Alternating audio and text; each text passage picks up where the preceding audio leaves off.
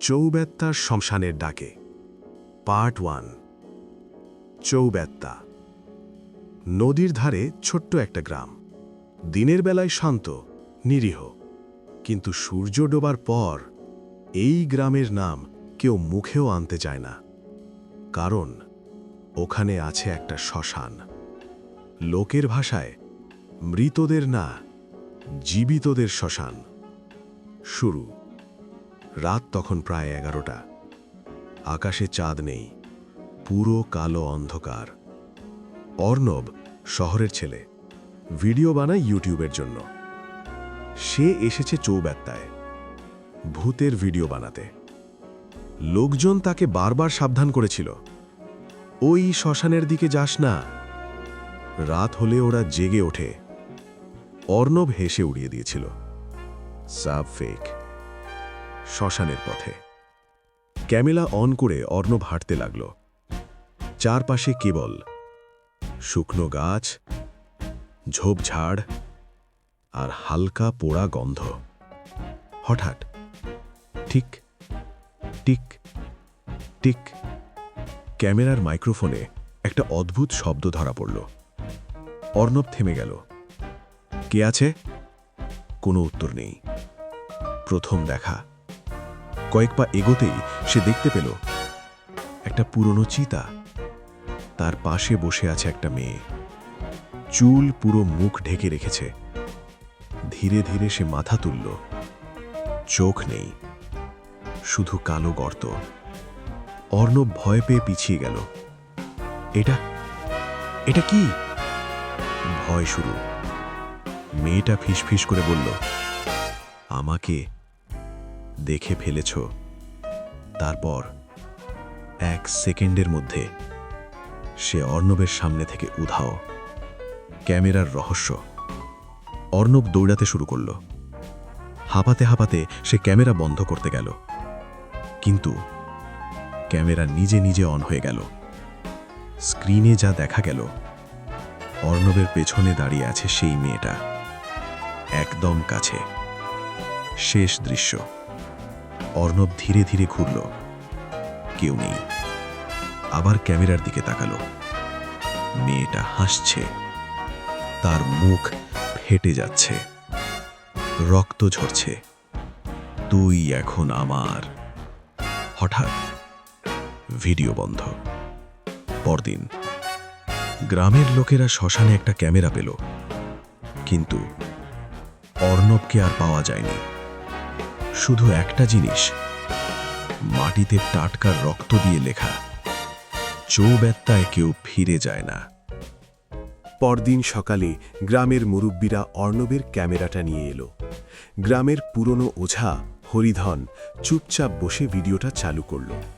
ভিডিওর শুরুটা স্বাভাবিক, অর্ণব হাঁটছে, কথা বলছে, কিন্তু কিছুক্ষণ পর থেকেই অদ্ভুত জিনিস শুরু হলো। ক্যামেরায় হঠাৎ হঠাৎ দেখা যাচ্ছে গাছের ডালে ঝুলছে কিছু, ছায়া নিজের মতো নড়ছে, আর কারো ফিসফিসানি। লুকানো সত্য। ভিডিওর একদম শেষে যেটা দেখে সবার রক্ত হিম হয়ে গেল, অর্ণব যখন ক্যামেরার দিকে তাকাচ্ছে, তার পেছনে শুধু সেই মেয়েটা না, কমপক্ষে 10-12টা ছায়া দাঁড়িয়েছিল। সবাই একসাথে তাকিয়ে আছে ক্যামেরার দিকে, আর একসাথে বলছে, আরও একজন এসেছে। রাতের আতঙ্ক। সেই রাতেই চৌবেত্তায় অদ্ভুত ঘটনা শুরু হলো। গ্রামের 3 জন মানুষ, গোপাল, মাধব আর ছোট্ট ছেলে টিটু, এক এক করে নিখোঁজ। কেউ কিছু শুনেনি, কোনো চিহ্ন নেই। শুধু তাদের বাড়ির সামনে পাওয়া গেল মাটিতে টেনে নেওয়ার দাগ। ওঝার ভয়। হরিধন ওঝা হঠাৎ বলল, ওরা জেগে উঠেছে অনেক বছর পর। সবাই ভয়ে জিজ্ঞেস করল, ওরা কারা? ওঝা ধীরে ধীরে বলল, চৌবেত্তার শ্মশানে যারা পুড়েছিল তারা কেউই শান্তি পায়নি। অভিশাপ। অনেক বছর আগে এই গ্রামে এক ভয়ঙ্কর ঘটনা ঘটেছিল। এক রাতে পুরো গ্রাম আগুনে পুড়ে গিয়েছিল। অনেক মানুষ জীবন্ত পুড়ে মারা গিয়েছিল, কিন্তু তাদের দেহ ঠিকমতো দাহ হয়নি, আর সেই থেকেই তারা আটকে আছে ওই শ্মশানে। টিটুর ফিরে আসা। রাত 2টো। টিটুর মা হঠাৎ দরজায় শব্দ পেল, ঠক ঠক ঠক। মা, দরজা খোলো। টিটুর গলা। দরজা খুলতেই টিটু দাঁড়িয়ে আছে, কিন্তু তার মুখ পুরো কালো, চোখ দুটো সাদা, ঠোঁট নেই, দাঁত বেরিয়ে আছে। সে ধীরে বলল, মা, আমি একা না। তার পেছনে অন্ধকার থেকে বেরিয়ে এলো আরও অনেকগুলো ছায়া। ভয়ঙ্কর শেষ। পরদিন সকালে টিটুর বাড়ির দরজা খোলা ছিল। ভেতরে কেউ নেই, শুধু দেওয়ালের রক্ত দিয়ে লেখা, এবার পুরো গ্রাম আমাদের। পার্ট 3 হবে আরও ডার্ক, আর শ্মশানের ভিতরের আসল রহস্য। পার্ট 3, দীর্ঘ অংশ। আতঙ্কে গ্রাম। টিটুর ঘটনার পর পুরো চৌবেত্তা গ্রাম একদম বদলে গেল। সন্ধে নামলেই দরজা জানলা বন্ধ, কেউ বাইরে বেরোয় না, কুকুর পর্যন্ত ডাকতে ভয় পায়। কিন্তু তবুও রাতে শোনা যায় কারো হাঁটার শব্দ, ফিসফিসানি, আর দূরে শ্মশান থেকে ভেসে আসা কান্না। হরিধন ওঝার সিদ্ধান্ত। হরিধন ওঝা বুঝে গেল এটা সাধারণ ভূতের ব্যাপার না, এটা ডাকা হয়েছে। গ্রামের লোকজন অবাক। কে ডাকলো? ওঝা বলল, যে প্রথম ওদের জাগিয়েছে সে এখন আর বেঁচে নেই। সবাই একসাথে বলল, অর্ণব। শ্মশানে যাওয়ার প্রস্তুতি। ওঝা বলল, আজ রাতেই শ্মশানে যেতে হবে, না হলে পুরো গ্রাম শেষ। তার সাথে গেল গোপালের ভাই রামু, মাধবের স্ত্রী কালী, আর 2 জন যুবক। সবাই হাতে মশাল, তাবিজ, গঙ্গাজল। রাত ঠিক 12টা।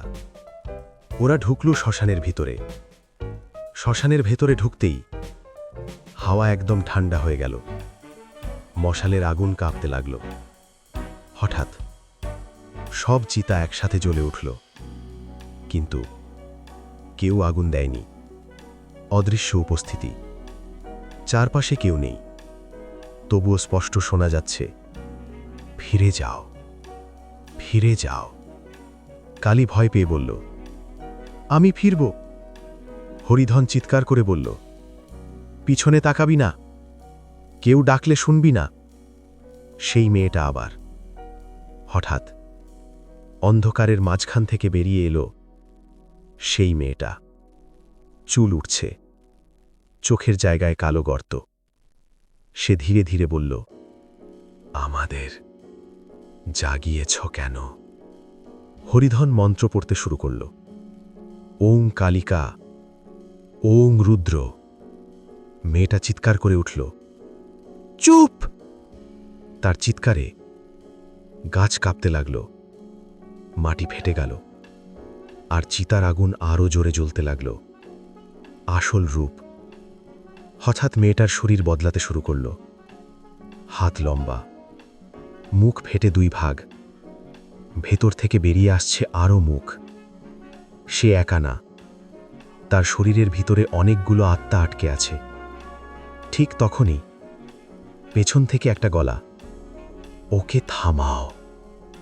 সবাই ঘুরে তাকালো। অর্ণব দাঁড়িয়ে আছে, কিন্তু সে আগের মতো না। শরীর পুড়ে গেছে, চোখ লাল, মুখে অদ্ভুত হাসি। অন্ধকার সত্য। অর্ণব ধীরে বলল, আমি একা না, আমি ওদের সাথে আছি। হরিধন বুঝে গেল এখন অর্ণব ওদের অংশ। মাটির নিচের দরজা। হঠাৎ মাটি ফেটে গেল, নিচে দেখা গেল একটা পুরনো দরজা। ওঝা ভয় পেয়ে বলল, এটাই এটাই সেই দরজা যেখান থেকে ওরা আসে। অর্ণব হাসতে লাগল, আজ এটা পুরো খুলে যাবে। বলি, মেয়েটা হঠাৎ রামুকে ধরে ফেলল। 1 সেকেন্ডে তার শরীর মাঝখান থেকে ছিঁড়ে গেল। রক্ত ছিটকে পড়ল দরজার উপর, আর দরজাটা ধীরে ধীরে খুলতে লাগল। শেষ মুহূর্ত।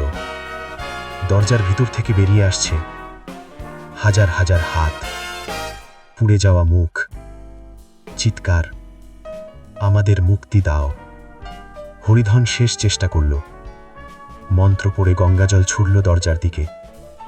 এক মুহূর্তের জন্য সব থেমে গেল, কিন্তু অর্ণব ধীরে বলল, দেরি হয়ে গেছে। দরজাটা পুরো খুলে গেল, আর তার ভিতর থেকে বেরিয়ে এলো একটা বিশাল ছায়া, যেটা পুরো শ্মশান ঢেকে দিল। শেষ লাইন, পার্ট 3। সেই রাতের পর চৌবেত্তা মানচিত্র থেকে হারিয়ে গেল। কেউ জানে না ওখানে এখনো কি আছে, কিন্তু যারা ভুল করে সেখানে যায় তারা শুধু একটাই কথা শুনতে পায়, চৌবেত্তায় কেউ ফিরে যায় না। পার্ট 4 হবে সবচেয়ে ভয়ঙ্কর, পুরো গ্রামের শেষ, আর ওই ছায়ার আসল পরিচয়। পার্ট 4, অন্ধকারের জন্ম। হারিয়ে যাওয়া গ্রামের পর। সরকারি কাগজে চৌবেত্তা গ্রাম এখনো আছে, কিন্তু বাস্তবে সেখানে কেউ থাকে না, কেউ যেতে চায় না, আর যারা গেছে তারা ফেরেনি। লোকজন এখন জায়গাটাকে বলে মৃতদের রাজ্য। নতুন চরিত্র অর্ক, কলকাতার এক প্যারানর্মাল ইনভেস্টিগেটর। অর্ক, সে ভূতপ্রেত বিশ্বাস করে না, কিন্তু অদ্ভুত ঘটনাগুলো তদন্ত করে। একদিন তার কাছে আসে অর্ণবের ক্যামেরার ফুটেজ। ভিডিওটা দেখে অর্ক থমকে যায়, কারণ শেষ কয়েক সেকেন্ডে একটা জিনিস ধরা পড়ে। সেই বিশাল ছায়ার ভেতরে একটা মুখ, আর সেই মুখটা মানুষের না। চৌবেত্তায় ফেরার সিদ্ধান্ত। অর্ক বলল, যদি এটা সত্যি হয় তাহলে এটা শুধু ভূত না, এর পেছনে কিছু বড় আছে। সে একা রওনা দিল চৌবেত্তার দিকে। সীমান্ত। চৌবেত্তার প্রবেশপথেই একটা ভাঙা সাইনবোর্ড, চৌবেত্তা গ্রাম।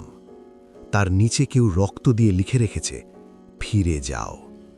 অর্ক হাসল, আমি এসব মানি না। সময়ের বিকৃতি। গ্রামের ভেতরে ঢুকতেই ঘড়ি বন্ধ হয়ে গেল, ফোনে নেটওয়ার্ক নেই, আকাশ ধীরে ধীরে কালো হয়ে গেল। কিন্তু অর্ক বুঝতে পারল এটা রাত না, সময়টাই বদলে গেছে। মৃত বাড়িগুলো ভাঙা, পোড়া, কিন্তু অদ্ভুত ব্যাপার, কিছু দরজা নিজে নিজে নড়ছে, জানালার ভেতর থেকে কেউ তাকাচ্ছে। অর্ক ক্যামেরা অন করল। প্রথম সাক্ষাৎ। একটা বাড়ির ভেতরে ঢুকতেই সে শুনল, তুই আবার এসেছিস। অর্ক থেমে গেল। কে? ধীরে ধীরে অন্ধকার থেকে বেরিয়ে এলো অর্ণব। অর্ণব এখন কি? অর্ণবের শরীর পুরো বদলে গেছে, গায়ের চামড়া পোড়া, চোখে আগুনের মতো লাল আলো, মুখে অস্বাভাবিক হাসি। সে বলল, তুই বেরোতে পারবি না। শ্মশানের টান। অর্ক বুঝতে পারল তাকে কেউ টানছে শ্মশানের দিকে। তার পা নিজে নিজে হাঁটতে শুরু করল, সে চাইলেও থামাতে পারছে না। শ্মশানের ভিতর দ্বিতীয়বার। শ্মশানে ঢুকতেই আগের থেকেও ভয়ঙ্কর দৃশ্য। সব চিতা জ্বলছে, আকাশে ছায়ারা উড়ছে, মাটি থেকে হাত বেরোচ্ছে, আর মাঝখানে সেই দরজা এখন পুরো খোলা। ছায়ার আবির্ভাব। ধীরে ধীরে অন্ধকার থেকে বেরিয়ে এলো সেই বিশাল ছায়া। এবার স্পষ্ট দেখা গেল এটা কোনো ভূত না, এটা একটা প্রাচীন সত্তা। নাম। ছায়াটা বলল, আমাকে ডেকেছে মানুষ বহু বছর আগে। আমার নাম কৃষ্ণ ছায়া। আসল ইতিহাস। অনেক বছর আগে চৌবেত্তায় কিছু মানুষ কালো তন্ত্র করত। তারা চেয়েছিল অমর হতে, অন্ধকার শক্তি পেতে। তাই তারা শত শত মানুষ বলি দিয়েছিল, আর সেই রক্ত দিয়েই এই দরজা খুলেছিল। কিন্তু ভুল হয়েছিল। তারা ভেবেছিল তারা শক্তি পাবে, কিন্তু ধীরে ধীরে তারা নিজেরাই বন্দী হয়ে যায়, আর সেই শক্তি কৃষ্ণ ছায়া তাদের দখল নেয়। অর্ণব কেন গুরুত্বপূর্ণ? অর্ক জিজ্ঞেস করল, অর্ণবকে কেন নিলে? কৃষ্ণ ছায়া হাসল। সে বিশ্বাস করত না, তাই সে দরজা পুরো খুলে দিয়েছে। নতুন বলি। ছায়াটা বলল, এখন আমার আরও আত্মা দরকার। হঠাৎ অর্কের চারপাশে উঠে এলো শত শত আত্মা। সবাই একসাথে বলছে, থাক, আমাদের সাথে থাক। শেষ যুদ্ধ শুরু। অর্ক তার ব্যাগ থেকে বের করল পবিত্র ছাই, লোহা আর একটা পুরনো মন্ত্র লেখা কাগজ। সে বুঝে গেছে এই দরজা বন্ধ না করলে কিছুই থামবে না। অন্ধকারের বিস্ফোরণ। অর্ক মন্ত্র পড়তেই চারপাশে ঝড় শুরু। আগুন নিভে গেল, আত্মারা চিৎকার করতে লাগল। কিন্তু কৃষ্ণ ছায়া আরও শক্তিশালী হয়ে উঠল। ভয়ঙ্কর মুহূর্ত। অর্ণব হঠাৎ অর্কের দিকে ঝাঁপিয়ে পড়ল। তুই পালাতে পারবি না। দুজনের মধ্যে ভয়ঙ্কর লড়াই শুরু হলো। শেষ টুইস্ট। ঠিক যখন অর্ক দরজা বন্ধ করতে যাচ্ছিল, হঠাৎ অর্ক দেখতে পেল তার নিজের ছায়া আলাদা হয়ে গেছে। আর সেই ছায়াটা ধীরে ধীরে বলল, আমি তোর ভেতরেই ছিলাম। শেষ লাইন, পার্ট 4। অর্ক বুঝতে পারল এই লড়াই বাইরে না, তার ভেতরেই। আর যদি সে হেরে যায়, সে নিজেই হয়ে যাবে পরের দরজা। পার্ট 5 হবে সবচেয়ে ডার্ক। অর্কের শেষ, কৃষ্ণ ছায়ার পুরো মুক্তি। পার্ট 5, ভিতরের অন্ধকার। অর্ক স্থির হয়ে দাঁড়িয়ে আছে। তার সামনে তার নিজের ছায়া, কিন্তু সেটা মাটিতে নেই। সেটা দাঁড়িয়ে আছে তার সামনে আলাদা একটা অস্তিত্ব হয়ে। ছায়াটা ধীরে হাসল। এতদিন ধরে আমাকে চাপা দিয়ে রেখেছিলিস, আজ আমি মুক্ত। অর্ক গম্ভীর গলায় বলল, তুই কে? সত্যের শুরু। ছায়াটা বলল, আমি তোর ভয়, তোর লোভ, তোর অন্ধকার, আর আমি সেই দরজার চাবি। অর্ক বুঝতে পারল কৃষ্ণ ছায়া শুধু বাইরে না, মানুষের ভেতরেও থাকে। কৃষ্ণ ছায়ার পরিকল্পনা। চারপাশে হঠাৎ সব আত্মারা চুপ হয়ে গেল। কৃষ্ণ ছায়া ধীরে ধীরে এগিয়ে এলো। মানুষের ভয় আমার খাদ্য, আর যখন কেউ নিজের ভয়কে হারাতে পারে না, তখন আমি জন্ম নিই। অতীতের টুকরো। অর্কের মাথায় হঠাৎ কিছু দৃশ্য ভেসে উঠল। ছোটবেলায় সে অন্ধকারে ভয় পেত। একবার সে নিজের বন্ধুকে বাঁচাতে পারেনি। তার ভিতরে সবসময় একটা অপরাধ বোধ ছিল। ছায়াটা বলল, এই সব কিছু দিয়েই আমি তৈরি। অর্ণবের শেষ সত্য। অর্ণব এগিয়ে এসে বলল, আমিও প্রথমে ওর বিরুদ্ধে লড়েছিলাম, কিন্তু আমি নিজের ভয়কে হারাতে পারিনি। তার চোখ থেকে রক্ত পড়তে লাগল। তুই পারবি না। আত্মাদের ভাদ। হঠাৎ চারপাশের আত্মারা অর্ককে ঘিরে ধরল। তারা একসাথে বলছে, থাক, এখানেই থাক, এখানেই শান্তি। অর্কের মাথা ঘুরতে লাগল। সে অনুভব করল যেন সে ধীরে ধীরে সব ভুলে যাচ্ছে। শেষ চেষ্টা। অর্ক হঠাৎ চিৎকার করল, না। সে নিজের গালে চড় মারল। রক্ত বের হলো। সে বলল, আমি ভয়কে মানি, কিন্তু আমি ভয় নই। অন্ধকার শক্তির পরিবর্তন। এই কথাটা বলার সাথে সাথে চারপাশে আলো ঝলসে উঠল। আত্মারা পিছিয়ে গেল। কৃষ্ণ ছায়া থেমে গেল। কৃষ্ণ ছায়ার রাগ। মানুষ ভয়কে মেনে নিচ্ছে। ছায়াটা প্রথমবারের মতো ভয় পেল। দরজার কাছে। অর্ক দৌড়ে গেল দরজার দিকে। দরজার ভেতর থেকে এখনো চিৎকার, কান্না, হাত বেরোচ্ছে। অর্ণবের শেষ সিদ্ধান্ত। ঠিক তখন অর্ণব অর্ককে থামালো, যদি দরজা বন্ধ করিস, আমি শেষ হয়ে যাব। এক মুহূর্তের জন্য অর্ক থেমে গেল। মানবতা বনাম বাঁচা। অর্কের মাথায় দুইটা চিন্তা, দরজা বন্ধ করলে সবাই বাঁচবে, না করলে অর্ণব বাঁচবে। অর্ণব বলল, আমি তো আগেই শেষ, এবার তুই বাঁচ। আত্মবলিদান। অর্ক চোখ বন্ধ করল। তারপর নিজের হাত কেটে রক্ত দরজার উপর দিল। মন্ত্র পড়তে শুরু করল। যা শুরু হয়েছিল তা এখানেই শেষ। ভয়ঙ্কর বিস্ফোরণ। দরজা কাঁপতে লাগল। কৃষ্ণ ছায়া চিৎকার করল। আত্মারা উধাও হতে লাগল। অর্ণব ধীরে ধীরে হাসল আর মিলিয়ে গেল। শেষ যুদ্ধ। কৃষ্ণ ছায়া শেষবারের মতো আক্রমণ করল। তুই না আমাকে থামাতে পারবি না। অর্ক চিৎকার করল, আমি একা না, আমি মানুষ। দরজা বন্ধ। একটা বিশাল শব্দ। দরজা বন্ধ হয়ে গেল। সব কিছু নিস্তব্ধ। পরিণতি। সকালে চৌবেত্তে আবার স্বাভাবিক। কোনো ছায়া নেই, কোনো আগুন নেই, কোনো আত্মা নেই, শুধু শ্মশানের মাঝে দাঁড়িয়ে আছে অর্ক। শেষ টুইস্ট। অর্ক হাঁটতে হাঁটতে বেরোচ্ছিল, হঠাৎ সে থেমে গেল। মাটিতে তার ছায়া ধীরে ধীরে নড়ল। শেষ লাইন।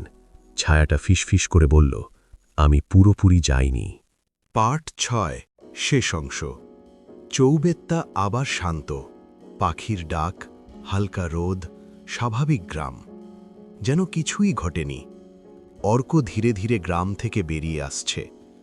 তার মুখে ক্লান্তি, কিন্তু চোখে একটা অদ্ভুত শূন্যতা। রাস্তা দিয়ে হাঁটার সময় একটা ছোট্ট ছেলে তার দিকে তাকিয়ে হঠাৎ কেঁপে উঠল। ছেলেটা তার মাকে আঁকড়ে ধরে বলল, ওর পেছনে কেউ দাঁড়িয়ে আছে। অর্ক থেমে গেল, পেছনে তাকালো, কেউ নেই। শহরে ফিরে অর্ক নিজের ঘরে ঢুকল। সব কিছু স্বাভাবিক। সে আয়নার সামনে দাঁড়ালো। প্রথমে সব ঠিক ছিল, তারপর আয়নায় তার প্রতিবিম্ব হাসল, কিন্তু অর্ক হাসেনি। অর্ক বুঝতে পারল কিছু একটা এখনো তার ভিতরে আছে। সে নিজেকে শান্ত করার চেষ্টা করল। সব শেষ, সব শেষ। সেই রাত, ঘড়িতে 3টে। হঠাৎ টিক টিক টিক, একই শব্দ, যেটা অর্ণব প্রথম শুনেছিল। অর্ক ধীরে উঠে বসল। ঘরের কোণে অন্ধকারটা একটু বেশি কালো। ধীরে ধীরে সেটা নড়তে শুরু করল, আর সেই অন্ধকার থেকে বের হল অর্কের নিজের ছায়া, সত্যের মুখোমুখি। ছায়াটা বলল, তুই ভাবলি সব শেষ? অর্ক কাঁপা গলায় বলল, তুই তো বন্ধ হয়ে গেছিলি। ভয়ঙ্কর সত্য। ছায়াটা হাসল, দরজা বন্ধ হয়েছে, কিন্তু চাবি তো তুই। আমি এখন তোর ভেতরে। আসল প্ল্যান। অর্ক বুঝতে পারল, কৃষ্ণ ছায়া পুরোপুরি যায়নি, সে অর্কের শরীর ব্যবহার করছে। ধীরে ধীরে দখল। দিন যেতে লাগল। অর্ক ধীরে ধীরে বদলাতে লাগল। তার চোখ লাল হয়ে উঠছে। সে একা একা কথা বলছে। তার ছায়া কখনো কখনো আলাদা নড়ছে। নতুন শিকার। একদিন অর্ক আবার ক্যামেরা অন করল, ঠিক অর্ণবের মতো। সে বলল, আজ আমি একটা জায়গায় যাচ্ছি যেখানে কেউ যায় না। পুনরাবৃত্তি। সে আবার গেল, চৌবেত্তা। কিন্তু এবার সে শিকার না, সে শিকারী। শ্মশানের মাঝে দাঁড়িয়ে অর্ক ফিসফিস করে বলল, আমি ফিরে এসেছি। মাটি আবার কাঁপতে শুরু করল। মাটি ফেটে গেল। সেই দরজা আবার দেখা দিল। ধীরে ধীরে খুলতে লাগল। অর্কের শরীর বদলাতে লাগল। মুখ ফেটে যাচ্ছে, চোখ অন্ধকার হয়ে যাচ্ছে। তার ভিতর থেকে বের হচ্ছে ছায়া, কৃষ্ণ ছায়ার জন্ম। শেষে অর্ক আর মানুষ রইল না। সে হয়ে গেল নতুন কৃষ্ণ ছায়া। চূড়ান্ত ভয়। দরজার ভেতর থেকে এবার কেউ বের হল না, কারণ দরজা আর দরকার নেই। এখন অন্ধকার মানুষের মধ্যেই বাস করে। শেষ দৃশ্য। কয়েক মাস পর একটা নতুন ইউটিউব ভিডিও ভাইরাল হলো। শিরোনাম, India's most haunted village, real footage.